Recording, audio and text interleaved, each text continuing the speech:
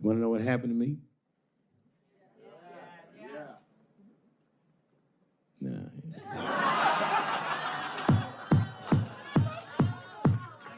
It's tempting, but I don't want to talk about it. Maybe at the end, when I run out of things to talk about.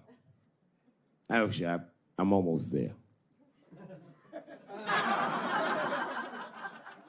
I'm just trying to tell you what happened to me was not, I just didn't have a good go of it. I don't know what you guys think happens when you quit a successful show like this. I'll tell you what doesn't happen. They don't go, hey, well, good luck with your future endeavors. That's not what happens. It was cold out there. For real, I had to watch it all go down without me. I had to watch all those people do my show, Key and Peele, and Amy Schumer, and Mind and Sia. Well, I'm not going to say they were doing my show. I'm just saying they were awfully similar. I was mad. And people would come up to me on the street and be like, yo, nigga, just every once in a while. Most people thought I was crazy, but sometimes people come, yo, nigga, you did the right thing, man. You my hero. Nigga, I don't want to be your hero. I want to be rich.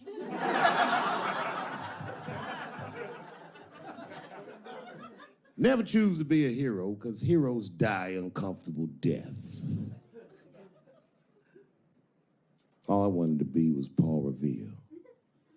I just needed one heroic moment, you understand?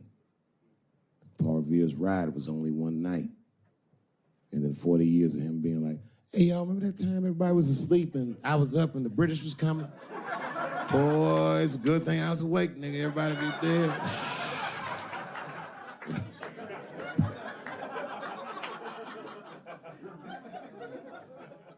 That's why I want to start a GoFundMe for Colin Kaepernick. I do, man. I'm fascinated with him. I want to make sure he never has to play football again. He can if he wants to. I just don't want him to have to. Because why the fuck not? I know he's rich and people would be like, I'm not giving a GoFundMe to a rich dude, but you should. You should. Because that motherfucker's life was going great. He's so light-skinned, he didn't even have to say he was black. And yet, he took a knee during that anthem for us. Thought about us when things were going good, when his belly was full, when he didn't think about his livelihood or any of that, and they took his livelihood away from him. I'm like, man, that shouldn't be the way it is.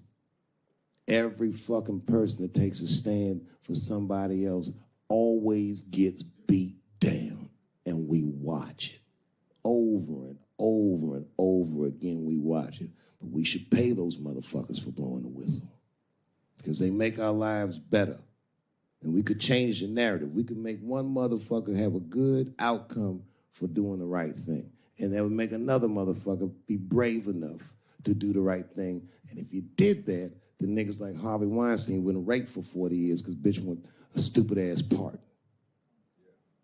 We should take care of each other. Wouldn't it be nice to be like, remember that time they was gonna kill Jesus, but then he got all that money?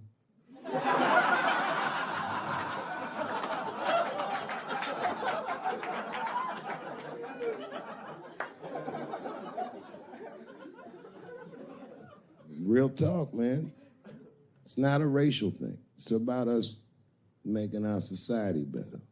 It's about like even these women that are coming forward and they will say they're brave, and many of them are. And a few of them sucked the dick and got buyer's remorse.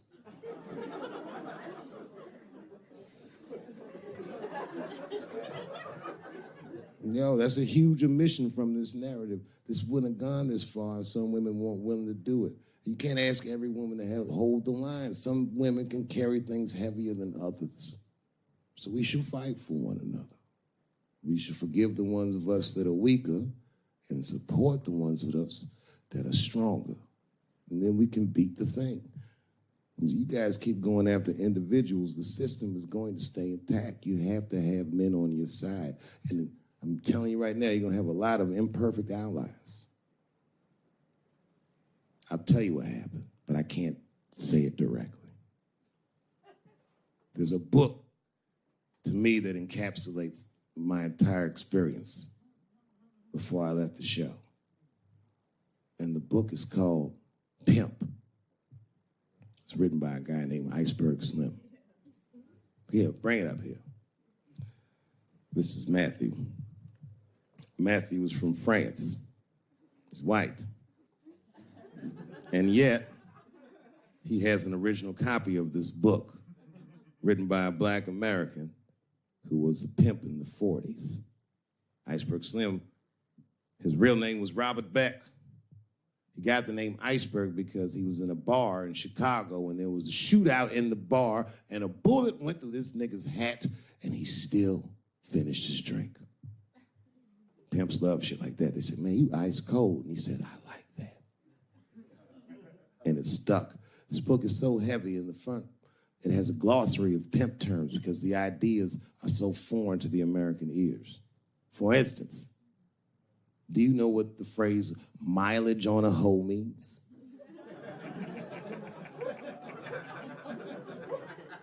Of course you don't. Mileage on a hoe is a very wild concept. It means that pimps understand there's a finite amount of bad shit a person can do before they'll lose their fucking mind. And a good pimp can look at a woman that he's never seen before and call it, she's good for 500 fucks. That's her mileage. Anything over that, that bitch is gonna spill.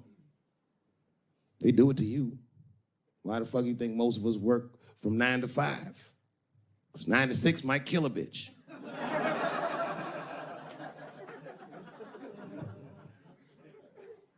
Iceberg Slim was the one that broke down what a bottom bitch was. Does anyone know what a bottom bitch is? Anyone?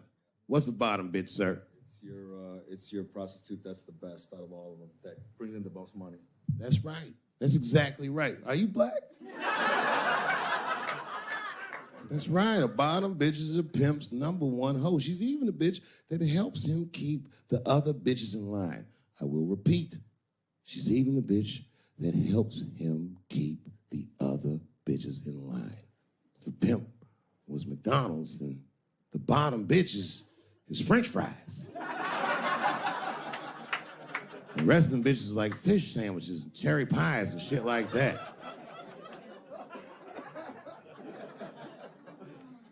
Iceberg Slim breaks down some of the coldest capitalist concepts I've ever heard in my life. He describes in detail how these men break women so that they will give them the money that they make with their own bodies. There's a story in here so cold it makes me shudder to think about it. Well, Iceberg Slim is trying to control the woman that he finds uncontrollable. So he asks older pimp how he can rein her in. And the older pimp says, oh, that's easy, Iceberg. All you have to do is beat that bitch with a coat hanger and then run her a bath and give her some pills. She'll be so grateful that you fixed her that she'll forget you were the motherfucker that beat her in the first place. That's some cold shit. Now, at the end of this book, Iceberg Slim tells a story. It's kind of the crescendo of the book. And in the story, Iceberg Slim's bottom bitch is at the end of her mileage. If she was good for 500 fucks, she was at 498. She was bubbling. You could see it. She was going crazy. She started saying all kinds of shit. Oh, I always wanted to be in circus. Circus, this bitch is loose. I can juggle too, you know. Juggle. He had to let her go. It's hard to let her go. A bottom bitch go. And he wasn't ready to let her go because his organization couldn't handle losing her. But she didn't know that. She didn't know how important she was. So what he did was he called her to a diner. He said, look, bitch, you and I gotta part ways. She said, fine, motherfucker. I don't need you anyway because I know somebody at Ringling Brothers. She's like, all right, bitch, whatever. I got one last trick for you. It's a big money trick. You do this for me, you get paid, I get paid, and we go our separate ways. She said, fine, motherfucker, what do you want me to do? He said, okay, there's a guy in that hotel across the street. He's waiting for you in room number 7. I want you to go over there and I want you to fuck him. But before you do, I need you to put some of this stuff in his drink. And then he's gonna fall asleep. When he does, there's a briefcase on his bed. Bring the briefcase to me. That's the trick, bitch. Can you handle it? She said, fuck yeah, I can handle it. And I can't wait to get rid of you. And she ran outside, jumped on a unicycle, and pedaled across the street. Iceberg watched her. He was like, man, she's pretty good. Man, if I never jerked off in her face, maybe she would have been in the circus right now.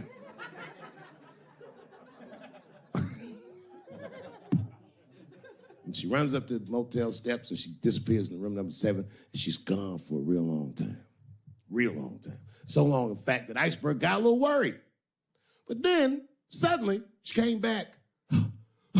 He said, what's going on, bitch? Where's the briefcase? She said, I didn't get it, Daddy. He said, what do you mean you didn't get the briefcase, bitch? What's wrong with you? She said, oh, I did everything you said, but that man don't look right.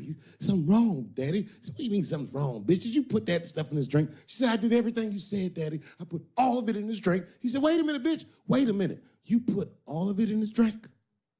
Now he had to see for himself. So the two of them go across the street to the motel, and they go into room number 7, and on the bed, laying lifelessly, is the white man that she was supposed to fuck. And Iceberg said, you right, bitch, she don't look good. What the fuck? So he called a friend of his that was a doctor that was close by. And the doctor came in, gave the guy a thorough examination, and told them both what was obvious. Slim, this motherfucker is dead. Oh, God, Daddy. Oh, no. Oh, no, we killed him. He said, calm down, bitch. We didn't do anything. You killed this motherfucker. And then he reached under the bed and he grabbed the briefcase. He popped it open. It was filled with money. More money than any of them had ever seen. And Iceberg took a little bit of the money and gave it to the doctor, and the doctor left discreetly. All right, bitch, let me think.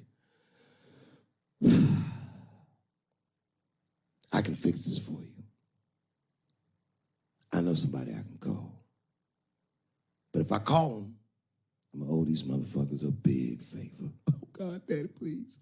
I don't want to go to jail. Neither do I, bitch, so will you shut up? She picked up the phone. She heard him mumbling in the phone a little bit.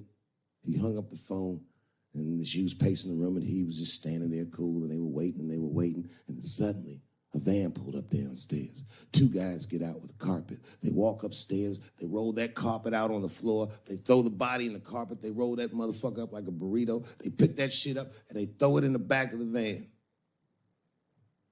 They come back up, and Iceberg opens the briefcase again and gives them a little money. He says, I'll get in touch with you guys later. They say, you're not going to get in touch with us.